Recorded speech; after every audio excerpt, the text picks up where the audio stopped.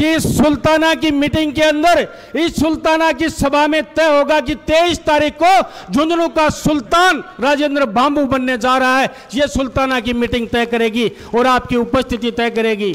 मैं निवेदन करना चाहता हूं, देश विदेश की बात करूं, प्रदेश की बात करूं, मैं इतना कहना चाहता हूं, आप लोगों ने 70 साल तक देश की सेवा की है।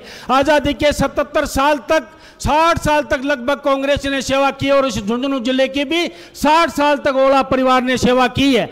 मैं आग्रह करना चाहता हूं, इस कांग्रेस के हाथ को भी लकवा मार गया है और आके आपके ओला परिवार को भी लकवा मार गए। अब इसको छोड़ दो, इसको विश्राम की जरूरत है, आराम करने दो और झुंझुनू की सेवा उस किसान के बेटे राजेंद्र बांबू को करने का आप लोग अवसर प्रदान करेंगे। ये मैं निवेदन करना चाहता हूं, आग्रह करना चाहता हूं। कई चीजों का जिक्र हुआ यहां पर, यमुना के जल का भी जिक्र हुआ, धारा 370 का भी जिक्र हुआ, लेकिन अपना अपना कहने का अंदाज होता है, अपने अपने कहने का एक निराला अंदाज होता है। 370 के मायने आप लोग समझते क्या हो? इस किसान का बेटा, मेरे मजदूर और किसान का बेटा जब सीमा पे, जब देश की रक्षा करता है और उसका बलिदान होता है, जब 3 लोग कांपते हैं। आप लोगों ने 370 को एक आंकड़ा समझ लिया होगा। 45,000 माताओं की कोख उजड़ी। 370 का मतलब यह है 45,000 बुढ़ापे की लाठियां छिन गई, 45,000 नौजवान कुर्बान हुए, हमारे बच्चों से बाप का साया उजड़ गया, हमारी नवयुवती की मांग का सिंदूर उजड़ गया और कई बहनें तो अपने भाई के हाथ पर राखी बांधने के लिए तरस गई। यह मतलब था 370 की धारा का।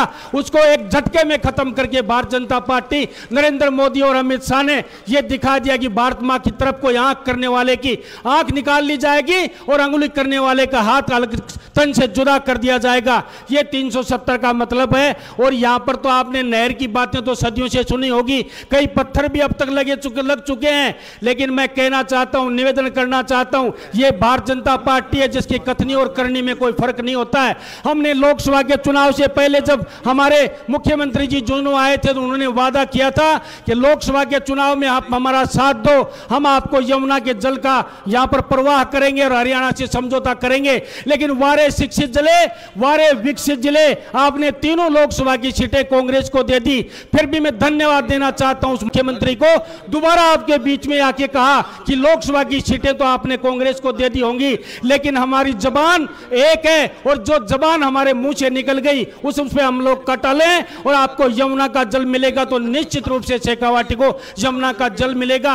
और 115 हम लोग विधायक हैं, विधानसभा के अंदर बैठते हैं। इस उपचुनाव से विधानसभा और लोकसभा, देश और राष्ट्र पे कोई फर्क पड़ने वाला नहीं है, क्योंकि 115 हम लोग हैं। 115 के 15 को भगवान उठा ले तो बात अलग है। राजेंद्र बांबू अगर जीतता है तो भी विधानसभा में कोई फर्क नहीं पड़ता। विजेंद्र ओला का तो जीतने का कोई खाना नहीं है। लेकिन मैं वादा करता हूं, आप लोगों से एक बात कहके जा रहा हूं, जो समाज, जो क्षेत्र, जो प्रदेश सत्ता के साथ चलना नहीं सीखता है वो पिछड़ जाता है। सत्ता के साथ चलना, आपको 4.25 साल तक भारतीय जनता पार्टी का राज रहना है और सत्ता के साथ जो क्षेत्र चलता है उसका विकास होता है। मैं कम वादे के साथ खड़ा हुआ था, फिर भी मैं ज्यादा बोल गया। मैं 2 मिनट के अल्पकाल के वादे के साथ यहां पर मंच पे लोगों को बुलाया जाता है, फिर भी आपका ज्यादा समय लिया इतने बड़े मंच का। इन्हीं शब्दों के साथ कोई गलती हो गई तो क्षमा का प्रार्थी हूं। इन्हीं शब्दों के साथ अपना कथन समाप्त करते अपनी वाणी को विराम देता हूं। सबको राम राम, धन्यवाद।